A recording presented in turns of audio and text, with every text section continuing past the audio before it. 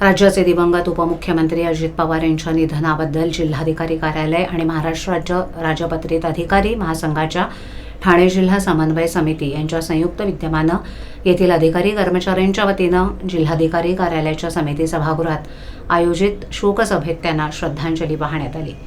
उपमुख्यमंत्री अजित पवार यांनी आपल्या सेवा काळात नेहमी प्रामाणिकपणे, निष्ठेने आणि कर्तव्य भावनेनं शासकीय कर्तव्य पार पडलं।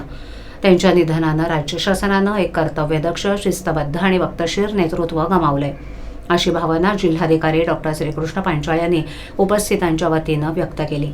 याप्रसंगी निवासी उपजिल्हाधिकारी डॉक्टर संदीप माने, उपजिल्हा निवडणूक अधिकारी वैशाली माने, उपजिल्हाधिकारी शशिकांत गायकवाड, उपजिल्हाधिकारी पुनर्वसन सर्जेराव मस्के पाटील, प्रांताधिकारी उर्मिला पाटील, जिल्हा नियोजन अधिकारी वैभव कुलकर्णी, सहाय्यक जिल्हा नियोजन अधिकारी मनोज सयाजीराव, जिल्हा माहिती अधिकारी मनोज सुमन शिवाजी सानप, जिल्हा हिवताप नियंत्रण अधिकारी डॉक्टर संतोषी शिंदे, तहसीलदार सचिन चौधर, रेवण लेंभे, उमेश पाटील, राज्य उत्पादन शुल्क निरीक्षक आनंद पाटील यांच्यासह अनेक अधिकारी कर्मचाऱ्यांनी दिवंगत अजित पवार यांच्या प्रतिमेला पुष्पहार अर्पण करून आदरांजली वाहिली। यावेळी दिवंगत उपमुख्यमंत्री अजित पवार यांच्या कुटुंबियांप्रती सहवेदना व्यक्त करण्यात येऊन त्यांना हे दुःख सहन करण्याचं बळ लाभो अशी प्रार्थना करण्यात आली।